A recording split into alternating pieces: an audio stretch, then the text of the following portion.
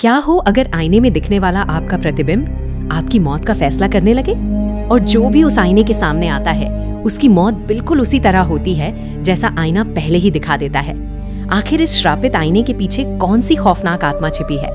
जानने के लिए वीडियो को अंत तक जरूर देखें। फिल्म की शुरुआत में हमें हेनरी शो नाम का एक आदमी दिखाई देता है जो आग में जल चुके मैफ्लावर डिपार्टमेंट स्टोर में सिक्योरिटी गार्ड की नौकरी करता है। हमेशा की तरह वो पूरे स्टोर का चक्कर लगाते हुए उस आईने के पास पहुंचता है जिसे पुराने ऑफिस से यहाँ लाया गया था। वो अपने ही प्रतिबिंब के साथ मजाक करने लगता है। तभी अचानक आईने में मौजूद उसका प्रतिबिंब अपने आप हरकत करने लगता है। ये देखकर हेनरी डर जाता है और उसके हाथ से टॉर्च नीचे गिरकर टूट जाती है। इसके बाद आईने में मौजूद उसका प्रतिबिंब टॉर्च के टूटे हुए कांच के टुकड़े उठाकर चबाने और निगलने लगता है। हेनरी समझ ही नहीं पाता कि आखिर उसके साथ क्या हो रहा है। तभी अचानक उसके मुंह से खून निकलने लगता है। अगले ही पल वही कांच के टुकड़े उसके दोनों गालों को चीरते हुए बाहर निकल जाते हैं, जिससे वो बुरी तरह लहूलुहान हो जाता है। आखिरकार हेनरी जमीन पर गिर पड़ता है और खून से लथपथ वहीं पड़ा रह जाता है। कुछ समय बाद उसी जगह बने नए ऑफिस का उद्घाटन किया जाता है। इस ऑफिस का नया मालिक जैक मैट अपने बेटे मैक्स को सिक्योरिटी गार्ड की नौकरी पर रख लेता है। दरअसल वो उसी गार्ड की जगह काम करने वाला था जिसे हमने फिल्म की शुरुआत में देखा था। हालांकि हेनरी उस हमले में बच गया था, लेकिन उसने नौकरी छोड़ दी थी। दूसरी तरफ मैक्स भी अपनी जिंदगी के बेहद मुश्किल दौर से गुजर रहा था।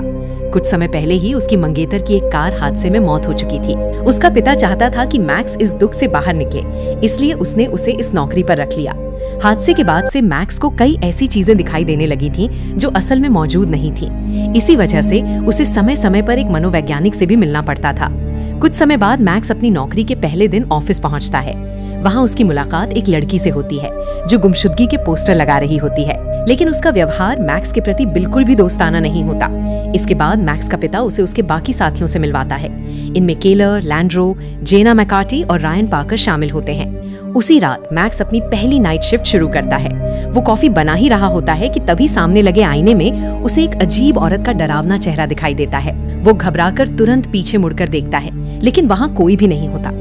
जब वो दोबारा आईने की तरफ देखता है तो इस बार उसी औरत का प्रतिबिंब अचानक एक भयानक चीख मारता है। ये देखकर मैक्स बुरी तरह डर जाता है। तभी उसके बाकी साथी कमरे में आ जाते हैं और वो डरावना दृश्य अचानक गायब हो जाता है। अगले दिन मैक्स अपनी मनोवैज्ञानिक से मिलने जाता है। वो उसे समझाती है कि शायद ये सब उसकी मंगेतर के हादसे से जुड़ी यादें हैं और धीरे धीरे वो सदमे और अपराध बोध से बाहर निकल रहा है, इसलिए उसे ज्यादा परेशान होने की जरूरत नहीं है। उसी शाम मैक्स फिर से अपनी ड्यूटी पर लौटता है और सीधे उसी आईने के पास जाता है, लेकिन इस बार वहाँ कुछ भी अजीब नहीं होता। इसके बाद वो सिक्योरिटी रूम में जाकर कंप्यूटर के सामने बैठता है और सीसीटीवी कैमरों की रिकॉर्डिंग देखने लगता है। तभी उसे पिछले सिक्योरिटी गार्ड हेनरी की कुछ निजी फाइलें दिखाई देती हैं। मैक्स उन फोल्डर्स को खोलकर देखने लगता है। उनमें एक फोल्डर सिर्फ जेना के नाम से बना हुआ था, जबकि दूसरा फोल्डर महिलाओं के वॉशरूम की रिकॉर्डिंग से भरा हुआ था। तभी केलर वहां आ जाता है, इसलिए मैक्स कंप्यूटर छोड़कर थोड़ी देर के लिए बाहर टहलने निकल जाता है। दूसरी तरफ जेना अपने घर पहुंचती है। वो फोन पर बात करते हुए बिल्कुल भी ध्यान नहीं देती कि आईने में मौजूद उसका ही प्रतिबिंब उसे लगातार घूर रहा है। फोन रखने के बाद वो कपड़े बदलती है और नहाने के लिए शॉवर में चली जाती है, लेकिन पूरे समय आईने में मौजूद उसका प्रतिबिंब उसकी हर हरकत पर नजर बनाए रखता है। इधर मैक्स बिल्डिंग के बेसमेंट में घूमते घूमते उसी पुराने डिपार्टमेंट स्टोर से लाए गए आईने के सामने पहुंच जाता है। जैसे ही वो उसमें देखता है, उसे एक बेहद डरावना दृश्य दिखाई देता है। उस दृश्य में जेना अपने ही हाथों से अपना सिर शरीर से अलग कर रही होती है। अगले ही पल कहानी फिर जेना की तरफ लौटती है। वो अपने पैरों के बाल साफ करते समय गलती से रेजर से खुद को काट लेती है। शॉवर से बाहर निकलकर वो घाव से निकला खून साफ करने लगती है। तभी अचानक उसकी नजर आईने पर पड़ती है। वहाँ उसका प्रतिबिंब अचानक उसकी तरफ झपटता है, जिसे देखकर वो बुरी तरह घबरा जाती है। डर के मारे जेना पीछे हटती है, लेकिन उसका पैर फिसल जाता है और वो कांच की शॉवर कैबिन से टकराकर उसे तोड़ देती है। चारों तरफ टूटे हुए कांच और खून फैल जाता है। वो किसी तरह उठने की कोशिश ही कर रही होती है कि तभी ऊपर से कांच का एक बड़ा टुकड़ा गिरता है और उसकी गर्दन धड़ से अलग कर देता है। अगली सुबह मैक्स तुरंत अपनी साइकोलॉजिस्ट को फोन करता है और कहता है कि उसे उनसे बहुत जरूरी बात करनी है। कुछ देर बाद जब पुलिस जेना की लाश को वहां से ले जा रही होती है, तब मैक्स अपनी साइकोलॉजिस्ट से मिलता है। डॉक्टर उसे समझाती है कि इंसान आईने में वही देखता है जो उसके भीतर छिपा होता है। साथ ही वो ये भी बताती है कि कुछ मान्यताओं के अनुसार किसी इंसान की मौत के बाद उसकी आत्मा आईने के अंदर फंस सकती है। उसी शाम मैक्स फिर से काम पर पहुंचता है। वहां उसकी नजर आने वाले दरवाजे पर बने एक हाथ के निशान पर पड़ती है। वो उसे साफ करने की कोशिश करता है, लेकिन वो निशान बिल्कुल भी नहीं मिटता। ऐसा लगता है जैसे वो आईने की सतह पर नहीं बल्कि उसके अंदर बना हुआ हो। अचानक आईने में एक अजीब औरत दिखाई देती है जिसकी आंखें पूरी तरह सफेद थीं। उसे देखकर मैक्स पूरी तरह डर जाता है, लेकिन जैसे ही वो पीछे मुड़कर देखता है उसे पता चलता है कि वो कोई भूत नहीं बल्कि उसके बॉस में से एक था। तभी केलर भी वहां आ जाता है और मैक्स को जेना की दर्दनाक मौत की खबर देता है। इस दौरान आईने के अंदर कैद वो रहस्यमयी आत्मा लगातार उन सबको देख रही होती है, लेकिन उसकी नजर सबसे ज्यादा मैक्स पर टिकी रहती है। कुछ समय बाद पार्कर अपने घर पहुंचता है। वो कुछ जरूरी दस्तावेज देख रहा होता है, जबकि आईने में मौजूद उसका प्रतिबिंब लगातार उसे घूरता रहता है।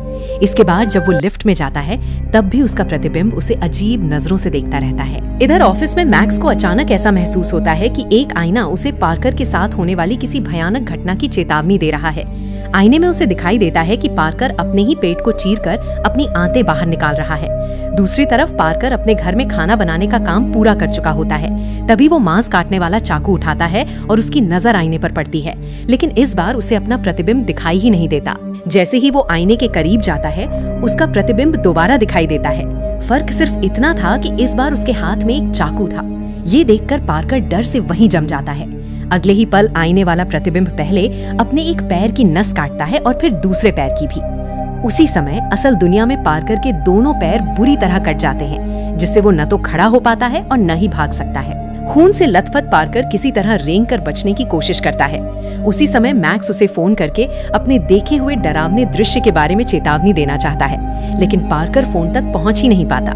उधर आईने में मौजूद उसका प्रतिबिंब अपनी शर्ट के बटन खोलता है और फिर अपनी ही आंखों के सामने अपना पेट चीरकर आंतें बाहर निकाल देता है। अगले ही पल असल दुनिया में भी पार्कर के साथ बिल्कुल वही होता है जो मैक्स ने पहले आईने में देखा था। मैक्स पूरी कोशिश करते हुए पार्कर के घर की तरफ दौड़ता है, लेकिन वो समय पर नहीं पहुंच पाता। जब वो वहां पहुंचता है तब तक पुलिस भी आ चुकी होती है। मैक्स को घटनास्थल पर देखकर पुलिस को उस पर शक होने लगता है और अब वो भी उनका संदिग्ध बन जाता है। इसके बाद मैक्स अपने पिता को फोन करके कहता है कि अब वो इस जगह पर दोबारा काम नहीं करेगा, क्योंकि उसे लगने लगा है कि शायद वो पागल होता जा रहा है। लेकिन जैसे ही उसकी अपने पिता से बात खत्म होती है उसकी नजर पास में जमा पानी पर पड़ती है। उसमें उसे अपने पिता का प्रतिबिंब दिखाई देता है, जिसका पूरा चेहरा गहरे जख्मों से भरा हुआ था। ये डरावना दृश्य देखते ही मैक्स बिना एक पल गंवाए अपने पिता के घर की तरफ दौड़ पड़ता। उस समय उसके पिता आराम से पिज्जा गर्म कर रहे होते हैं। वहीं दूसरी तरफ आईने में मौजूद उनका प्रतिबिंब चुपचाप उन्हें घूर रहा होता है। उसी समय आईने में मौजूद उसके पिता का प्रतिबिंब पिज्जा काटने वाले चाकू से अपना ही चेहरा बुरी तरह काटना शुरू कर देता है। लेकिन खुशकिस्मती से मैक्स समय रहते वहां पहुंच जाता है और अपने पिता को कोई नुकसान होने से बचा लेता है। वहीं आईने में मौजूद वो रहस्यमयी प्रतिबिंब गुस्से से मैक्स को देखता रह जाता है। कुछ समय बाद मैक्स दोबारा अपनी नौकरी पर लौटता है। वहां पुलिस उससे पूछताछ करती है। वे उससे सवाल करते हैं कि आखिर पिछली दोनों मौतों के समय वो घटनास्थल पर कैसे पहुंच गया था, जबकि दोनों मृतक उसी बिल्डिंग में काम करते थे। लेकिन मैक्स कहता है कि उसे इस बारे में कुछ भी नहीं पता। पूछताछ खत्म होने के बाद मैक्स फिर से बिल्डिंग का चक्कर लगाने लगता है। इसी दौरान वो एक बार फिर उसी रहस्यमयी आईने के सामने रुक जाता है। वो आईने से पूछता है कि आखिर वो कौन है और उससे क्या चाहता है। तभी आईने में मौजूद प्रतिबिंब टॉर्च की रोशनी से उसे एक रास्ता दिखाना शुरू करता है, मानो वो चाहता हो कि मैक्स उसका पीछा करे। मैक्स भी हर आईने में दिखाई देने वाली उस रोशनी का पीछा करता हुआ आगे बढ़ता जाता है। आखिरकार वो एक डिब्बे तक पहुंचता है, जिसके अंदर इस बिल्डिंग की एक पुरानी कर्मचारी एलेनर रेंस का एंट्री पास रखा हुआ था। इसके बाद आईना उसे एक और रास्ता दिखाता है। इस बार वो बिल्डिंग के बाहर पहुंचता है, जहां एक खंभे पर लगे पोस्टर में लिखा होता है कि एलेनर रेंस लापता है। यहाँ कहानी थोड़ी पीछे जाती है। याद होगा, मैक्स के पहले दिन उसे जो लड़की पोस्टर लगा रही थी और उससे रूखा व्यवहार कर रही थी, वो कोई और नहीं बल्कि एलेनर की बहन थी। कहानी फिर वर्तमान में लौट आती है। मैक्स पोस्टर पर दिए गए नंबर पर फोन करता है और एलेनर की बहन से मिलने पहुंचता है। उसका नाम एलिजाबेथ था। मैक्स एलिजाबेथ को बताता है कि उसने उसकी बहन को इस बिल्डिंग के आईनों में देखा है। ये सुनकर एलिजाबेथ को लगता है कि मैक्स उसका मजाक उड़ा रहा है। वो गुस्से में वहां से चली जाती है, लेकिन मैक्स उसका पीछा करता है और किसी तरह उसे अपनी बात सुनने के लिए मना लेता है। फिर वो अपनी जिंदगी की सबसे दर्दनाक घटना बताता है। वो कहता है कि जब उसने अपनी मंगेतर को शादी के लिए प्रपोज किया था, उसके तुरंत बाद दोनों का एक भयानक कार एक्सीडेंट हो गया। उस हादसे में उसकी मंगेतर कार की विंडशील्ड से बाहर जा गिरी और उसकी मौत हो गई, जबकि मैक्स भी उसी कार में दम तोड़ चुका था। हालांकि कुछ मिनट बाद डॉक्टरों ने उसे दोबारा जिंदा कर दिया। तभी से उसके अंदर एक अजीब बदलाव आ गया। अब वो ऐसी चीजें देख सकता था जो आम इंसानों की नजरों से छिपी रहती हैं, मानो उसे दूसरी दुनिया की झलक दिखाई देने लगी हो। मैक्स को पूरा यकीन हो जाता है कि एलिजाबेथ की बहन एलेनर के साथ कुछ बहुत भयानक हुआ है और अब वो उसकी सच्चाई सामने लाने की कोशिश कर रहा था। कुछ देर बाद मैक्स अपने अपार्टमेंट पहुंचता है। जब वो वॉश बेसिन पर अपना चेहरा धो रहा होता है, तभी अचानक आईने में एलेनर दिखाई देती है। मैक्स उससे कहता है कि वो उसे इंसाफ दिलाने के लिए अपनी पूरी कोशिश कर रहा है, लेकिन एलेनर की आत्मा उसकी बात से संतुष्ट नहीं होती। वो एक कैंची उठाती है और आईने पर जोर जोर से खरोंचने लगती है। मैक्स उसे ऐसा करने से रोकने की कोशिश करता है, लेकिन अगले ही पल एलेनर वही कैंची अपने चेहरे में घोंप देती है। ये डरावना नजारा देखकर मैक्स घबरा जाता है। तभी उसकी आंख खुलती है और उसे एहसास होता है कि ये सब सिर्फ एक बुरा सपना था। वो पसीने से भीगा हुआ और बुरी तरह डरा हुआ था। उसी रात ड्यूटी के दौरान मैक्स एलिजाबेथ को फोन करता है। वो उससे उसकी बहन के लापता होने की सही तारीख पूछता है। मैक्स को लगता है कि उस दिन की घटना सिक्योरिटी कैमरों में रिकॉर्ड हुई होगी। जैसे ही एलिजाबेथ तारीख बताती है, दोनों रिकॉर्ड चेक करते हैं। तब उन्हें पता चलता है कि एलेनर के गायब होने के ठीक 2 दिन बाद उस दिन की सारी कैमरा रिकॉर्डिंग डिलीट कर दी गई थी। इतना ही नहीं, वे ये भी जान जाते हैं कि रिकॉर्डिंग डिलीट करने वाला कोई और नहीं, बल्कि पहले वाला सिक्योरिटी गार्ड हेनरी था। वही हेनरी जिसने बिना किसी वजह के आईने के टूटे हुए कांच से अपना चेहरा काट लिया था और धीरे धीरे पागल होता चला गया। इसके बाद मैक्स और एलिजाबेथ हेनरी से मिलने उसके घर पहुंचते हैं, लेकिन हेनरी दरवाजा खोलने से मना कर देता है और अपना चेहरा भी नहीं दिखाता। तब मैक्स जबरदस्ती दरवाजा तोड़कर अंदर चला जाता है। अंदर जाकर वे देखते हैं कि हेनरी का चेहरा गहरे जख्मों और निशानों से भरा हुआ था। उसका अजीब और डरा हुआ व्यवहार देखकर साफ पता चल रहा था कि वो मानसिक रूप से पूरी तरह टूट चुका है। मैक्स उससे एलेनर के बारे में पूछता है। ये सुनते ही हेनरी घबरा जाता है और बार बार सिर्फ एक ही बात दोहराने लगता है कि वो मुझे मार डालेगी, वो मुझे मार डालेगी। इसी दौरान वो जल्दी से जाकर पानी का नल भी बंद कर देता है, क्योंकि अब उसे हर उस चीज से डर लगने लगा था जिसमें किसी तरह का प्रतिबिंब दिखाई देता हो। इसके बाद एलिजाबेथ अपनी बहन के बारे में सवाल करती है। तब हेनरी सच बताता है कि उसने जो कुछ भी किया वो सिर्फ केलर के कहने पर किया था। वो बताता है कि उस दिन बेसमेंट में केलर ने उसे धमकी दी थी कि अगर उसने उस दिन की सिक्योरिटी कैमरे की रिकॉर्डिंग डिलीट नहीं की तो वो उसे नौकरी से निकाल देगा। हेनरी आगे बताता है कि उस घटना के बाद से उसके साथ अजीब अजीब चीजें होने लगीं। उसे पूरी बिल्डिंग में रहस्यमयी आवाजें सुनाई देने लगीं और हर आईने में डरावनी चीजें दिखाई देने लगीं। हेनरी से मिली इस जानकारी के बाद मैक्स और एलिजाबेथ तुरंत उस बिल्डिंग के बेसमेंट की तरफ निकल पड़ते हैं। वहां पहुंचकर वे सबसे पहले उस जगह पर जाते हैं जहां बेसमेंट का सिक्योरिटी कैमरा लगा हुआ था। बेसमेंट में पहुंचने के बाद उन्हें फर्श पर कुछ ऐसे निशान दिखाई देते हैं जिनसे लगता था कि यहाँ से कोई भारी चीज खिसकाई गई है। उन निशानों का पीछा करते हुए उन्हें लोहे का एक भारी दरवाजा मिलता है, जिसके पीछे एक छोटा सा गुप्त स्टोर रूम छिपा हुआ था। मैक्स उस स्टोर रूम के अंदर चला जाता है। दूसरी तरफ एलिजाबेथ की नजर सिक्योरिटी रूम में बैठे केलर पर पड़ जाती है, जो मॉनिटर के जरिए उन दोनों पर नजर रख रहा था। केलर तुरंत एलिजाबेथ को पकड़कर बांध देता है और फिर मैक्स को मारने के लिए उसके पीछे चला जाता है, लेकिन एलिजाबेथ किसी तरह खुद को आजाद कर लेती है और समय रहते मैक्स को सावधान कर देती है। तभी केलर उस पर कई गोलियां चलाता है। मैक्स अपनी जान बचाने के लिए इधर उधर छिपने लगता है। इसी दौरान उसे केलर का सबसे बड़ा राज पता चल जाता है। प्लास्टिक के नीचे एलिजाबेथ की बहन एलेनर की लाश छिपी हुई थी, जो लगभग 2 महीने पुरानी होने की वजह से सड़ चुकी थी।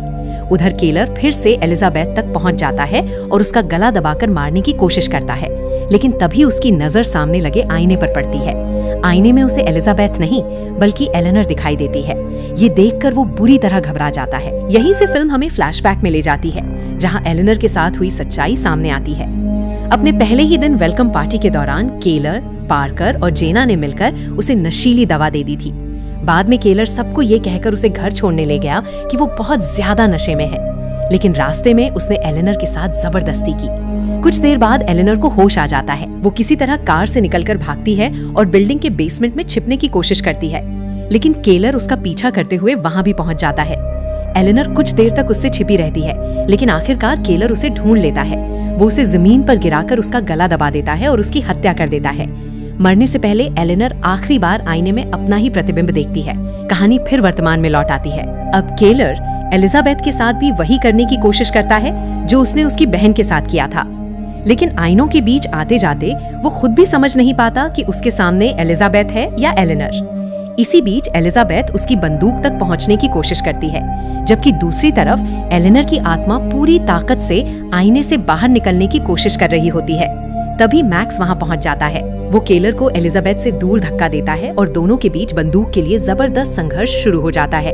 लड़ाई के दौरान मैक्स की नजर आईने पर पड़ती है, जहां एलेनर उसे देख रही होती है। ऐसा लगता था मानो वो इशारे से कह रही हो कि केलर को उसके हवाले कर दो। मैक्स उसकी मंशा समझ जाता है और पूरी ताकत से केलर को धक्का देकर सीधे आईने की तरफ फेंक देता है। जैसे ही केलर उठने की कोशिश करता है, आईने के अंदर से एक सफेद हाथ बाहर निकलता है। अगले ही पल एलेनर खुद आईने से बाहर आ जाती है।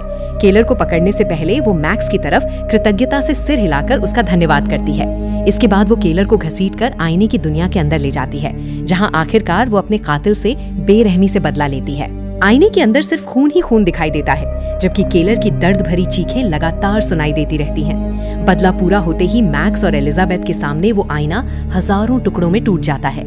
लेकिन कहानी यहीं खत्म नहीं होती। अब बारी हेनरी की थी, जिसने केलर के अपराधों की वीडियो रिकॉर्डिंग मिटाई थी।